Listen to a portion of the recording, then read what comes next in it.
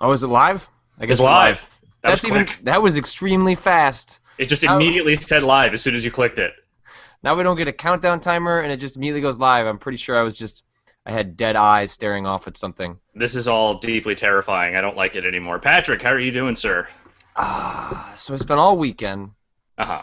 out in the middle of nowhere at a friend's cabin, and we went hiking all weekend.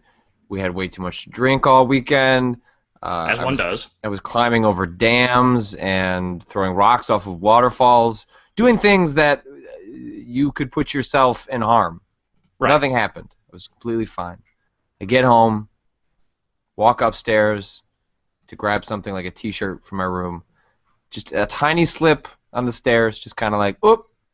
I was like, oh, that kind of hurt. And woke up in the middle of the night, unable to walk, seething in pain. Oh, no. And I'm not unsure of what may have happened. So the problem is, with like hand injuries, you can't really do a whole lot for them. They're just sort of there. Right. They just kind of have to heal. So I was mostly just hoping I didn't break anything, because if it's just a really nasty sprain, or if you jam them, then it's just a couple of days, and it looks like it's that. So I just like the supreme irony of going and being stupid all weekend and then being domesticated, and that is when I hurt myself. So nothing broken, just some minor injury. You're going to be okay in the grand scheme of things. I think so. That's good. I think so. Well, it didn't really bother me too much at first because, well, it's like whatever. I exercise, so I can't do that for a couple of weeks. But mostly I was worried because I'm flying out to San Francisco at the end of next week to go hang out with the guys back in the Bay Area to be around for both the console launches. And I just imagined trying to hobble through an airport with a boot, and that sounded horrifying. It's bad enough trying to do that with all your limbs working. I can't even imagine trying to do that while hobbled, and never having broken a bone or had any serious debilitating injury while doing anything like that. I can't even imagine it. Wouldn't want to do it. No. So we didn't have a show yesterday. No, we didn't. For valid reason. The 24-hour or 48-hour, one half of the 48-hour dual live stream for Extra Life charity was going on yesterday morning, and we obviously did not want to interrupt that while those guys were going. Though, I mean, to be fair, at the end of that thing, I think they all kind of looked like they had just all the life had been sucked out of them. I mean, they were just Windjammers was the only thing keeping them alive at that point. I think if we had interrupted them when we cut back, they all would have been asleep. Oh yeah, totally. They would have been out friggin' cold. But that went on all weekend long. Brad did 24 hours on his own, which is mind-boggling. Though he did have some help from our community. And then the rest of the guys were all in the office yesterday playing, yesterday and the day before yesterday playing a whole lot of games. Yeah, it was a really amazing thing. I think, especially in the last couple of weeks, as we've gotten closer to these machines coming out, and tensions are running high. Mm-hmm. Things are at a fever pitch. To have a couple of days where it was just people enjoying games, doing a good thing, having fun doing it, coming together. Like, it was the complete polar opposite of everyone tearing the other side apart, as is currently happening as these machines get closer and they start to become real, and we start to realize that each of them has imperfections, and trying to figure out where those imperfections lie in terms of what each of us wants out of a console. It was just really nice. It was very nice. It was delightful, and I ended up watching a whole lot of it over the course of the weekend because I don't go out a whole lot. But it was fun. It was fun to watch, and even when there were technical hiccups, I think Brad did a spectacular job keeping that thing going on his own, all by his lonesome in his house. Because man, I have enough troubles just trying to record things not live here. I can't even imagine trying to juggle all that shit. Yeah, it definitely was super inspiring, and I mentioned it in Worth Reading on Friday, but I think I would like to try. If I say it out loud now, then people can hold me accountable in the future. I would like to do something next year, and I think playing like 24 hours of bad horror games or something like that would be a lot of fun. Like, I don't have a reason to sit down and play every Fatal Frame game, but and those are good horror games, so whatever. But an excuse like that, I think, would be. I think that could be fun. But I think you could mix the good and the bad in that. I think you could have a nice cross section. I don't think I could do it by myself. That sounds like a nightmare. You get your wife involved. Yeah. Well, I'll be in Chicago proper by then, so maybe Yeah. I can pull some folks together and yeah, dude. Dave Lang and Patrick Klubnik present two dudes bitching at each other for 24 hours trying to solve dumb Japanese video game puzzles. I am super into that idea. I think that would be terrific. Me, on the other hand, I'm probably just going to do 24 hours of wrestling and wrestling-related games. I'm guessing if I end up doing it. If I can find myself a copy of WWE Crush Hour, we'll make that happen. But otherwise, I'll figure Rush something Hour. out. Oh my God. Yeah, That Crush Hour. was a THQ joint, right? Yeah, it was. That was one. That was back when they were trying to they were trying to find ways to make that brand profitable other than just making the wrestling games. So they decided monster trucks. That was the way to go. God, so weird. A lot of good, bad decision making during all that time. So you didn't. I imagine you probably didn't play a whole lot of games this weekend since you were off doing stuff and enjoying your time. No, I played a little bit of Pokemon. The one thing I did do Hmm. was so even though we were in the middle of nowhere, very little cell reception, so not a whole lot of technology going on. But I thought the perfect contrast to that would be in the middle of the woods would be to bring out the Oculus Rift and Right. show it to a bunch of normals.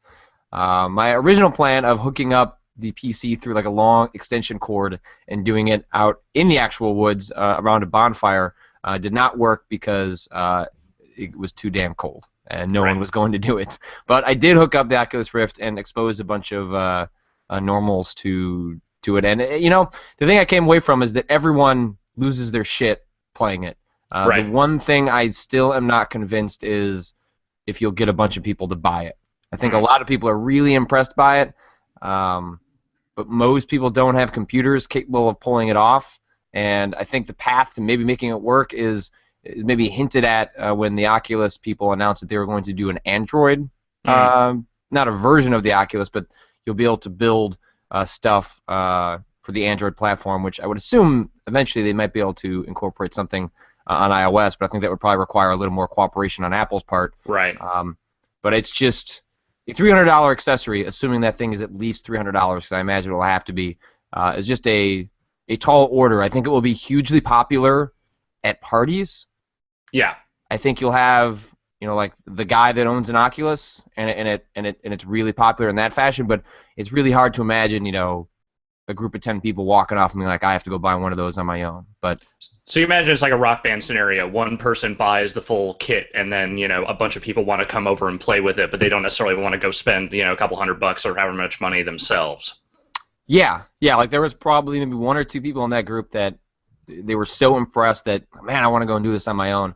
But for most people, it seemed like a thing that, hey, if it was sitting around at a party like Rock Band, yeah, I can imagine throwing a party and literally just setting my computer up with instructions like, here, click this, and then you're good to go, and it being a huge hit because I had 15 people gather around a computer just cracking up as people were playing, flying games and the guillotine demo and the different horror options, and people were having a blast. But Yeah. I think that is probably the more likely scenario for the vast majority of people who are exposed to an Oculus is in that sort of scenario. And I wonder how that plays into their actual business model. Because I've never had a chance to actually sit down and talk to those guys. I don't have a good sense of what they're really planning, and I think that must probably be because they're kind of playing it close to the chest. Right. And that's fair. I mean, they're still figuring a lot of that stuff out, and the retail model isn't quite ready to go yet, obviously, so they have some time to figure that out. Yeah, definitely curious. But yeah, I didn't play a whole lot this weekend, but I think you remember you telling me you were going to try and play some more Wind Waker. I did play some more Wind Waker. I'm probably going to take a break from that for a while because there's more games coming out. I made it to, what was it? I think I got through. I'm at least a couple of temples in at this point, and whatever. That game is still great. I'm still enjoying the hell out of it. I just I've already played it through before, so I'm just kind of like, okay, I've done all this. It still looks really nice. It looks really cool. That's the one thing with those HD remakes is that if you've played that game before, the changes they've made to stuff like sailing and things like that are all very useful, but it is still fundamentally the same game you've played before. So, I'm finding myself just kind of remembering things going, oh, yeah, well, I remember how to do this, and I did this. So, it's very familiar, but at the same time, still fun. Still totally holds up. The one game I did play through entirely. I've actually finished it on Friday night. Was Brothers. Hey, there you go. Yeah, so I started playing that on Thursday, played like an hour of it, got up right before the first really dark moment in that game, apparently, because as soon as I turned it on the second time, that is exactly what started out. The tree? The The tree? tree. The Okay. tree. Leave it at that. Leave it at Leave that. it at that. That game, I listened to Brad talk about it. I watched him play a little bit of it last time I was in the office. The way he's been talking about how that game is like probably his game of the year and all that stuff. I didn't get it. Even when I first started playing it, I didn't completely get it. But as that game rolls along, as you get deeper into sort of the world that kind of surrounds those two characters as they go through their journey, and once it kind of starts really hitting its emotional beats, that game is awesome. It is outright magical. I don't know if it's my game of the year yet. I have to actually sit down and actually think about what that list is at some point because I haven't really done that yet. Usually I do that a lot earlier. I just for some reason haven't this year. But it's going to rank high. It is, I mean, the way Brad says, that game is definitely feels like the culmination of like a singular dedicated vision, like, kind of uncompromising in what it wants to be. And I really like that. Even when it occasionally gets a little muddled or confusing with mechanics, it's very minor. It feels like once you get a handle on it, you know exactly what you need to do from there on out, and it almost exclusively works. It only very rarely feels like it's a little awkward or a little uncomfortable. Most of the time, it feels like it just is doing exactly what it needs to do, and I was super impressed with it. Yeah, I wonder. It's completely spitballing, but you're right that so much of that game reflects what feels like a very singular vision that is all. Everything is working in concert to achieve that very specific vision. And what's different about Brothers is that the guy in charge of it is a film director. Right. He made games before, big fan of games. When I chatted with him, he talked very specifically about his deep love of JRPGs. But this is actually building a game. This is new, and I wonder how much of the design and sort of the focus is because of maybe sort of some cross-disciplinary sort of mojo that's happening here. It's hard to say, but I think it's interesting that you point that out, and I think it's partially why the game works because it's not hard to imagine. We see this all the time: games spiraling out of control, not really having sort of a focus. And Brothers is very much every single element is in service of specific moments that happen at the very end of it that are justified by what came before it. Yeah, it really handles that stuff really well. You don't realize quite what it's building toward until you kind of get there, and then it handles that stuff extremely well. I've seen some people complain about how it's like 3 hours long or something like that, 3.5. I don't know. I think like you could have maybe added one more level section if you really wanted to, but like I had no problem with the length of that game. I feel like it hit all the moments that it seemed like it wanted to. I liked it. I even liked its achievement system, where there are these little side things that you have to go find and do in each little area to kind of sort of flesh out not so much the narrative but the world a little bit, and kind of you can see what's going on around you, and you get achievements for that stuff. I thought it was neat the way it handled that stuff, and I don't think you really. It's one of those games where it's like, for what it is and for what they're charging for that game, like it's great. It's spectacular. Like that, you don't need a padded out version of that experience. It does exactly what it needs to. Yeah, it's really something else, and I'm not sure you can say enough nice things about it, except to hopefully try and convince a couple more people to check it out, especially now that it's on pretty much every platform. Pretty much, yeah. Except it expanded beyond some of our arcade originally, and it's a weird it's a weird game, but its weirdness is a lot of I think what makes it special, and even for all of its faults, I think because it swings so hard for the fences and nails so much of it, you can't help but admire it. Yeah, totally. So that was pretty much all I ended up playing this weekend rather. So maybe we should get into some news bits. What do you say? Yeah, I'd say probably the biggest one, neither of us can speak to Call of Duty Ghosts. I believe the guys in the office are going to do something today with that. I'm not sure if it's going to be live or not, but I think it's going to be live. Jeff's review went live, gave it 3 stars. Mm-hmm. The general gist being Now, like other Call of Duty games, it is a little bit more of the same, but still pretty good. The problem being, it seemed like for Jeff, that it kind of subtracted a lot of the elements he's liked about what Treyarch has added to the series over the years. But I think probably the big headline for most people that playing into the particular tech narrative that has sort of dominated the discussion of these next generation machines is, previously on Resolution Gate, it was that the Xbox One version was 720p 60 frames a second. The PS4 version was 1080p 60 frames a second. And as Jeff notes in his review, the Xbox One version is not getting a score attached because he didn't get to spend, I guess, any or much time with it. No, they didn't show. I don't think they showed it to him. And the PS4 version, he played enough to at least have a score attached, but or not. Anyway, that part doesn't matter. He said he's not counting the PS4 as a score yet, and that he will update the review once both next gen versions are out. Right. And so anyway, the takeaway being that the PS4 version has some frame rate hitches, particularly in the single player and sometimes in the multiplayer.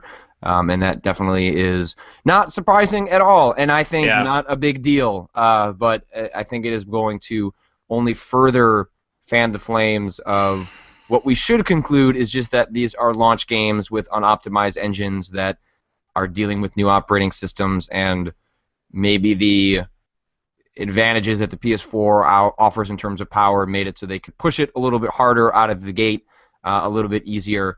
But clearly there are issues on both ends. And the most frustrating thing is to then start reading about reactions to this and start seeing the term lazy thrown around as though the reason that these versions of the games aren't completely up to par is because a bunch of people were lazy about getting it ready on an ungodly amount of platforms for the launch of two machines that are clearly coming in extremely hot. And yet the first word you reach to is lazy. I'll be the first to criticize developers for all sorts of reasons, but I never cease to get upset about using the term lazy, because that is just incredibly disingenuous for most of the work that these developers do. Yeah, it's a really, I mean, it's an incredibly lazy criticism. It's a really boom. Yeah, there you go. So I don't know. It's like this whole thing is so dumb. This whole Resolution Gate thing is so dumb. Yes, there obviously, there are differences between the two versions. Neither is perfect. It is what it is. It's like, well, I mean, maybe, I don't know, maybe some of these people haven't gone through console launches before. Maybe they don't remember, some of the shit shows that were 360 launch games, or some of the, busted ass PS3 launch games. But yeah, guess what? Launch games sometimes they're kind of broken in certain places. The fact that they, the only thing that's really wrong with, the PS4 version, according to Jeff, that he noted, was the fact that it has some frame rate hitches. That's kind of impressive, actually, considering the fact that the hardware has, who knows how long they've actually had to develop for that hardware.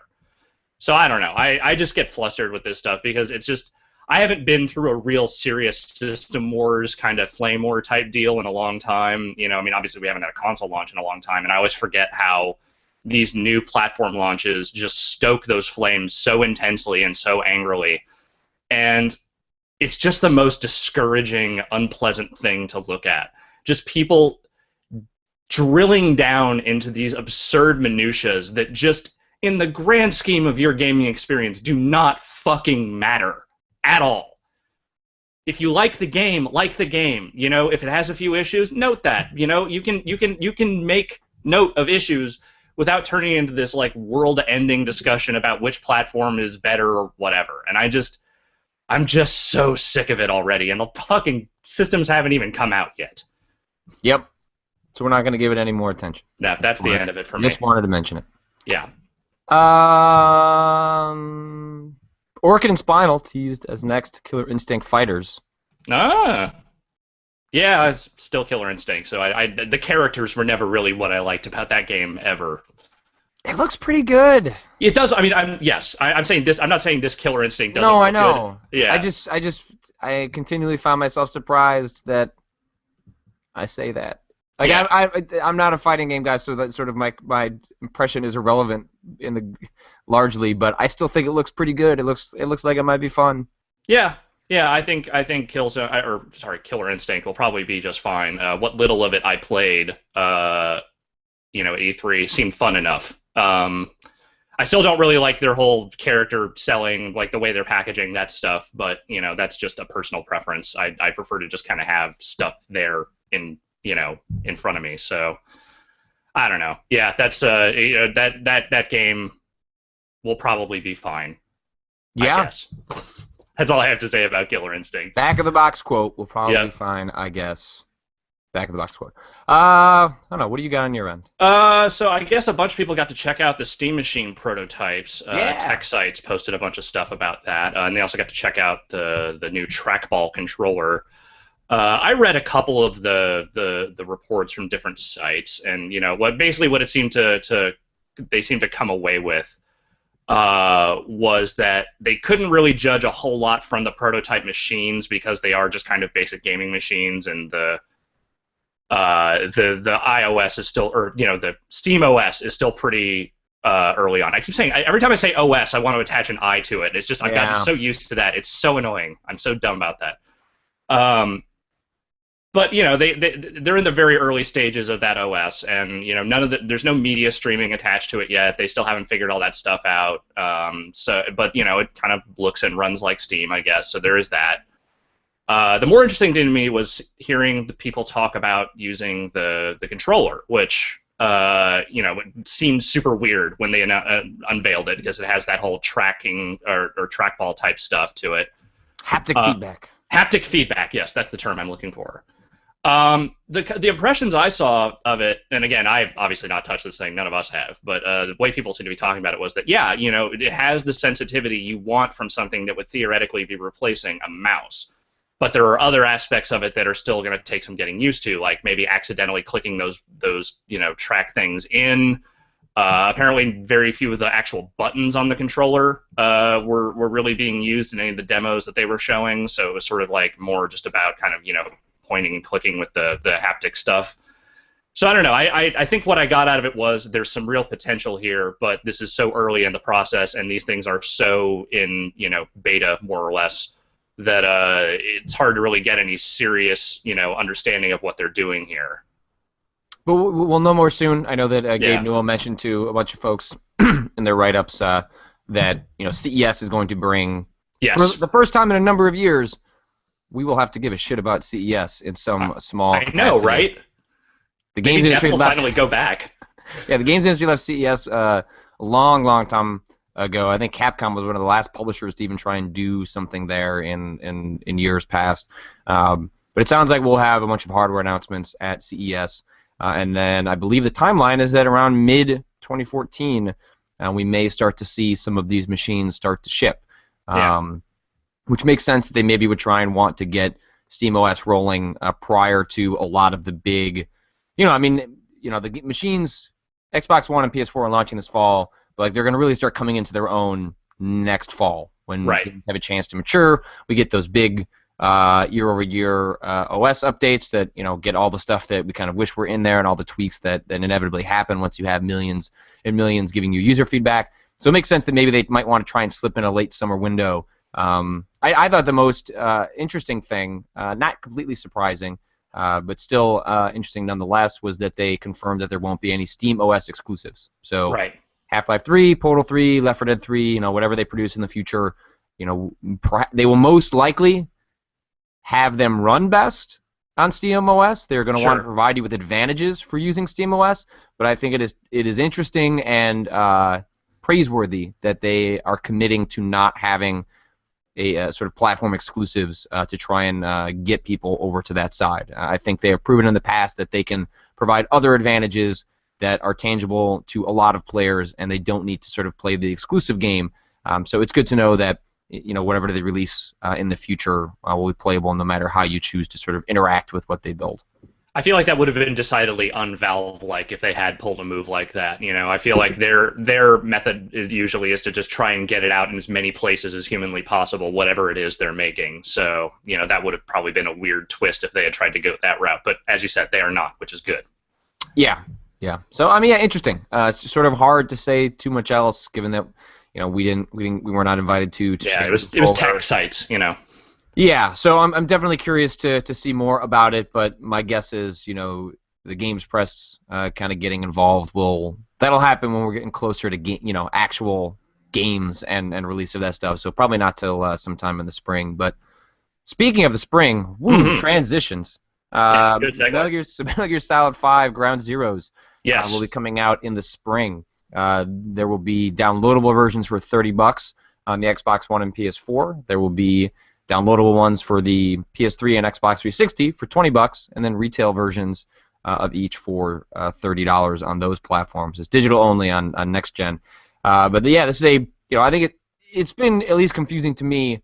What is the difference between Ground Zeroes and the Phantom Pain? And I think Konami has done a particularly bad job explaining what the difference is between those. Because once the Phantom Pain was announced, I guess I thought that the Ground Zeroes was irrelevant and wasn't a thing anymore, but it absolutely is. And Ground Zeroes is instead going to be a prequel, or at least prologue, that sets up all the events of the Phantom Pain. And in the mind, or I guess in the words of Kojima, he mentioned that there are so many changes happening to sort of the overall dynamic of Metal Gear gameplay that he wanted to give people a chance to sort of ease into it, and Right. Ground Zeroes is going to be the way that he does that in the spring. So in a sense, this is a tutorial, more or less. Obviously, maybe there's a bit more to it than that, but the idea here is that he wants to get people prepared. So this is basically a tutorial that you're kind of paying separate for. Am I getting the gist of this correct? I mean, it's not a demo. It's not. I mean, obviously, Right. it's not. It's its own thing. Yeah, it's not going to be part of the Phantom Pain. Yes, in some ways it does. It's kind of feel like maybe you're paying for a promotional item, but until we know more, maybe it is 8 hours. Maybe it is pretty substantive. Like, kind of tough to know until we know more about it. But I also think it sort of suggests that we should not expect the Phantom Pain sometime in 2014. It would surprise me if there were 2 Metal Gear releases in 1 year, and wouldn't be shocked if the Phantom Pain came out in spring of 2015. Yeah, that wouldn't surprise me. I also wouldn't be surprised if Konami in some way tried to just push a little bit for that to come out at the tail end of 2014. But I knowing Kojima and the way he works, I wouldn't imagine he would push back on that pretty hard. Yeah, I did not care for Metal Gear Solid 4. But those trailers for 5, I mean, they look good. They're nuts. I'm They're really totally nuts. I got problems with his character design. I've had problems with Kojima for years, but man, those trailers look completely nuts, and I will probably play that game, and it looks really damn good. It looks really damn good. Yeah, even as someone who is generally not an MGS fan, I think 3 is the only one I've really dug into and really kind of liked. Good man. I'll give it a shot. I'm interested. Let's see. What else do we got? I got a lot of little headlines here. Finally, Patrick, the Wii Mini is coming to the United States of America. How do you feel about that? I don't know how I'm supposed to feel about that. The headline left me very confused and scared and alone. So this is the thing that came out in Canada last year, and it doesn't have online. It's like a cheap version of the Wii that you can just buy for, I think it's like less than $100 or something.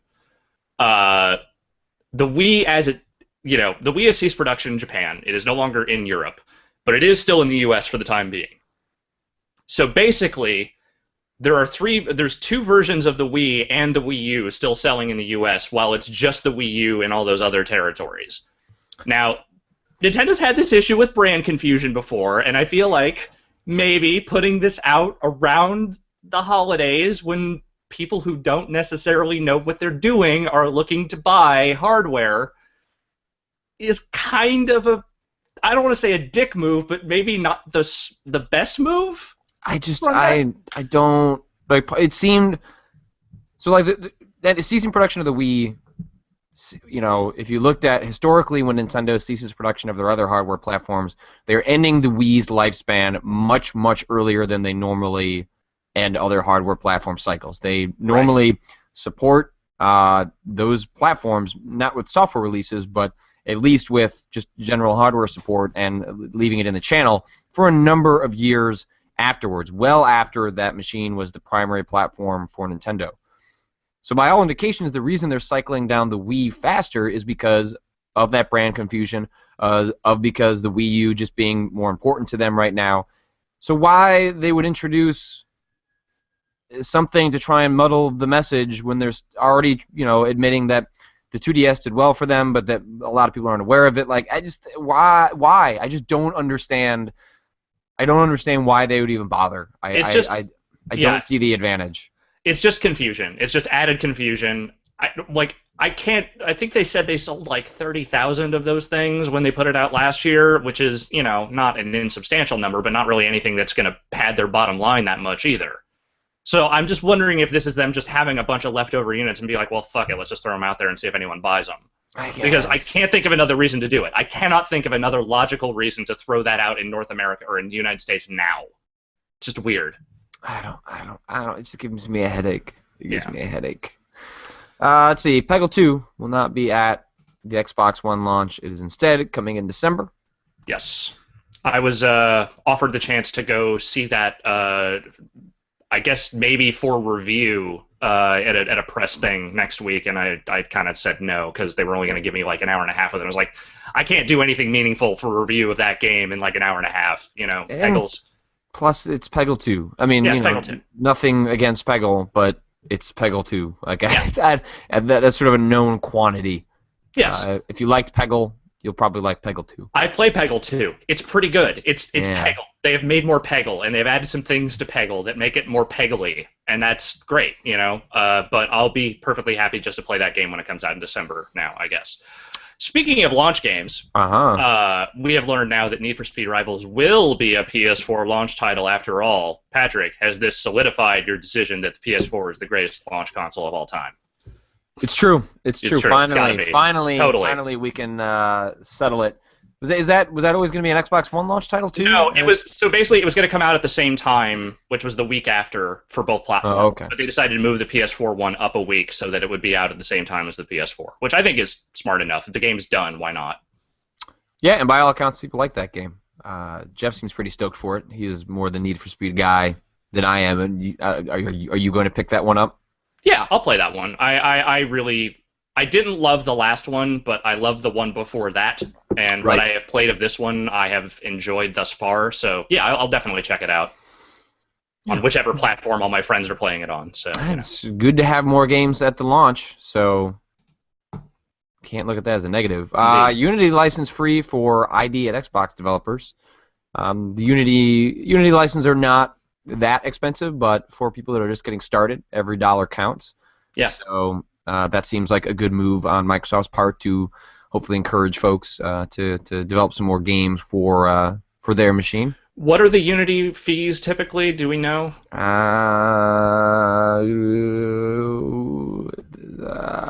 doing a Google search now, and it's going slow.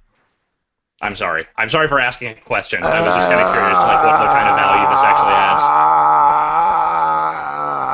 Oh, this is really unsettling.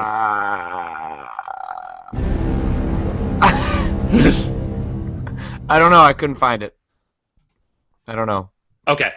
Someone in the chat will inform us. That's probably a way faster way to do this, and then we'll just know in a little bit. But yeah, so that's a good thing. No, I didn't. No, hey, the chat is saying I like The Run. No, I didn't like Need for Speed: The Run. I didn't like. Hold on, I'm looking at my. I didn't like Most Wanted that much. I liked Hot Pursuit. Okay, that is where.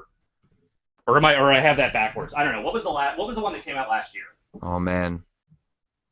$1,500 for $1,500 for a Pro license, $75 a month for Unity Pro. I can't even remember what. I don't believe our chat. Anymore. I don't believe our chat. No, yeah, it was Hot Pursuit that I liked. Most Wanted was the one that I didn't like as much. Oh, I'm glad we settled that one. Yeah, that was important. I don't want people thinking I like Need for Speed: The Run. That's not accurate. Oh, Chris Tilton is the chat. He says $1,500. I believe him. Okay, he would seem to know. He is a friend of mine. So $1,500. So yeah, that's pretty good. That's a lot of money. That is not insubstantial when you're getting. No, that's a nice value right there. So good for them. Going back to driving games for a minute. Forza 5 has a season pass for content. That is $50 goddamn. You are saving, I think, somewhere around 15 to 20%, I guess, on what you would be paying normally for all those cars individually, Mm-hmm. but that is still basically the cost of a game again. As someone who bought a whole lot of Forza 4 DLC and Forza Horizon DLC because I'm an idiot, Mm-hmm. there is a solid chance I might just end up doing this. Patrick, am I dumb? Well, it's to someone that does not know or care. It did seem like when I looked at what's in the season pass, that's a lot of cars. There's a lot of cars you're getting. Yeah, that's a whole lot of cars. They put out a lot of cars. They put out a lot of DLC. It seems like an okay deal. Seems like an okay deal. I don't know. Yeah, I don't know. I mean, it's a deal. I mean, all those DLC things are a deal. You are saving money when you do it if you're buying everything. How much does it work out per car? I don't know the individual cost. I haven't looked to see exactly how many cars they're planning on. I know I've seen a list that looked like a bunch, but I didn't actually enumerate them to see how many there were. But I don't know, man. It seems like people were happy with what they got with the last one. I didn't hear a whole lot of complaints about the last amount of content. The Forza series, by all accounts, seems to have always done really well in terms of post-release support and content. And yes. People always seem pretty happy about that. The trick with that stuff always is that these are all cars that theoretically could just be on the game disc. Like, they are clearly being held back for the sake of charging you more money for them, which is a bummer. But it's kind of how that model has worked for racing games over the last couple of years. I don't know. Again, $50 is just a lot of money for DLC cars. I mean, that is a lot of money. I'm probably dumb enough to actually do it, but I believe in you. I'm acknowledging that it is a very stupid thing for me to do. Just throwing that out there. Let's see. Vita 3.0 update goes live. Adds PS4 Link. In the continuing adventures of this shit is getting real. Your PS Vita will now can't link to a PS4 yet, but awfully close. Yeah, I mean, in like a week and a half, you'll be able to do that. Yeah. And mine will sit in a box in my back room. I told my brother that, like, hey, you can just open it up because I won't be able to mess with mine until I get back. And he's like, oh, what games are you getting? I was like, oh, I guess I didn't order any games. I haven't ordered any games either, come to think of it. I should probably maybe see that. I need to figure out what games I'm reviewing first. I need to figure out who I should be figured all that stuff out. You'd think we would have figured that out by now, but no. We're just... No. Well, there's also, but there'll be some, I have PlayStation Plus, so I can play Resogun, which by all accounts is really good. Yeah. And then Contrast, which is a pretty cool-looking platformer. Yeah, it's neat. I played it. Out. So there'll be some stuff kind of out of the box while I guess I want to figure out whether I should get Assassin's Creed on Xbox One or a PS4. I don't know. That's sort of like the one. I really want to play that game because I'm not really playing anything right now, and that's normally the game I'd be playing because I'm pretty much past on Arkham Origins. Right. Yeah, I don't know. The thing I need to figure out for me is which is going to be the preferred system for most of the people on my friends list. Right now, it seems like it's maybe leaning PS4, but I feel like a bunch of people are just going to buy Xbox Ones and totally fuck that up for me. Yeah. 60 cars, $50 season pass. That seems like that's a pretty good deal per car. That's less than $1 per car. That is pretty good. They are practically paying you to take those cars. That's true. That's money in the bank. That is the truest thing I've ever said. I don't have any other headlines. Do you? I don't either. That's about what I got. All right. Well, do people have any questions? Shoot them in the chat. I will look through, see if we can pluck some. See if anyone asked anything on Twitter. Do they do that often? Do people use Twitter to communicate with us? I started asking. Dave Fetterman, do you have X-rays of Aaron Rodgers' shoulder? Yep, he's going to be out for 100 weeks. You wish. He's going to be out for a couple of weeks, though. My Bears won last night. That dude played through a separated throwing shoulder back in the day. I imagine that if he is being held out, it is because it is super serious, and if it is not super serious, he will be back in like a week or two. Yep. They certainly are not going to roll with Seneca Wallace any longer than they have to. Yeah, you don't cheer for injuries, but when they do happen, they do help you. But you don't cheer for injuries. That's not cool. Are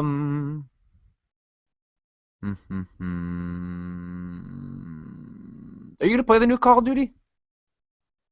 Probably not. Okay. I haven't played the last couple. I I don't know. It's just never been a series that I've been super into. Same with the Battlefield. I mean, it's not that I have a preference one way or the other. It's that I just online multiplayer shooters are not my favorite thing. So I don't necessarily engage them unless I'm being told they're really, really good. And by all accounts, from those I have talked to, Ghosts is not necessarily really, really good. It is at best pretty good. Yeah. A Tea Tree points out that PlayStation Plus is real good this month, especially if you have PS4. The titles you mentioned, that I mentioned.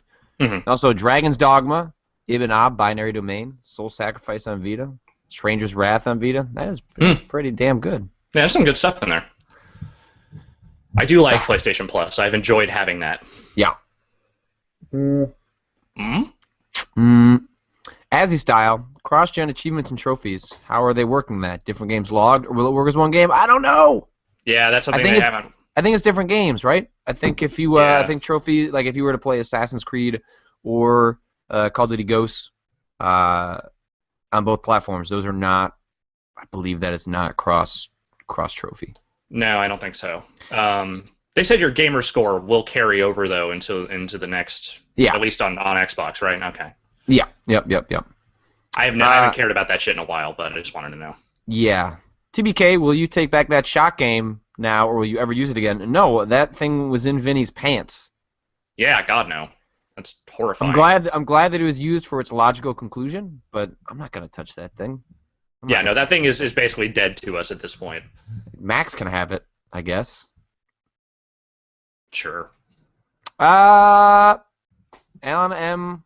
26V5. Are either of you excited for 3DS Zelda? I am excited, but that day is really packed, and I think if there's any game that I need to, I don't like. It sounds horrible to say I'm going to pass on the sequels of Link to the Past briefly, but I don't feel like I have a choice.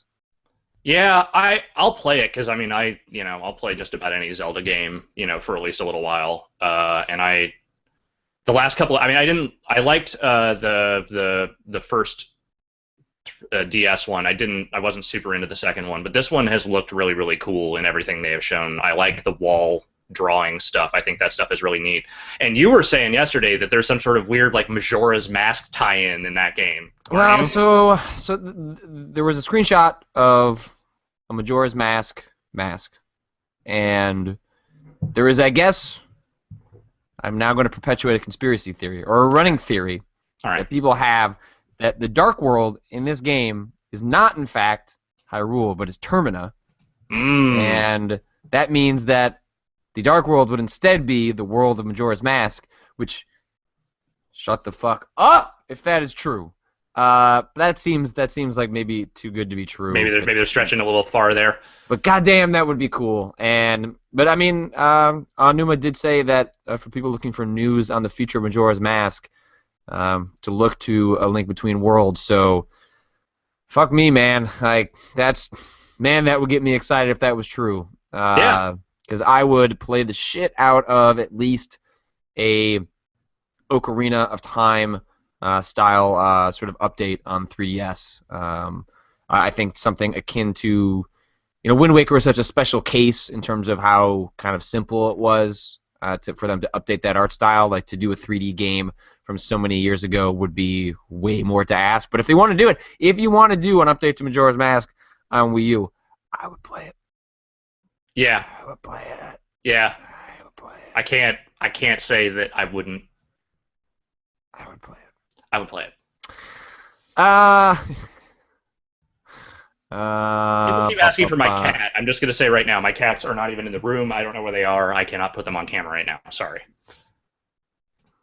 You have two cats? I have two. Ah. I have a black one and a white one. I got you. Because, racial harmony. Of course, yeah, naturally. Yeah. Yeah, I don't know. I don't see anything else worth bringing up. What are you up to this week? Let's see. Well, you and I are recording a thing later today. Oh, we can just say we are recording a Beyond Two Souls spoiler cast with Polygon's Justin McElroy and Kotaku's Kirk Hamilton, which I am super psyched about because that's gonna be fun. Holy shit! Did that game escape from the collective gamer consciousness as quickly as it appeared? Yeah, so I'm actually kind of hot to talk about some of the weird shit in that game in just grotesque detail. And then, assuming everyone gets their shit together for tomorrow, I'm still waiting to hear back from a couple of people. We will be recording another episode of the Power Bombcast this week. And then I gotta, basically I'm just kind of trying to figure out review stuff this week for the following when consoles start coming out, because that's gonna be fun. What about you? What do you got? Well, it's Shocktober is over, so I am now back to kind of getting into a rhythm of things. I'm trying to line up some sort of next gen related stories, trying to get some of that stuff to lined up. So a lot of this week is mostly for me, just like you, getting prepped for next gen, and then also I'll be traveling out to San Francisco late next week, and then also hoping my toe gets better. See, I'm doing this the right way. I'm just waiting for them to come to me, because Brad and Jeff are flying out here for that Sony thing on the 11th, so I can just interact with them here. I don't even have to go anywhere. True. That's true. That's a really good point. I'm really doing this wrong. Though I will be back in San Francisco at the end of this month around Thanksgiving, and I'll be in the office for a couple of days. So. Oh, dog freak out! That dog freak out is going to signal the end of this show. Cool. So, Alex, I will see you. I will see you later today, and then I will see you again. I'll see you again on Friday. Oh, woo.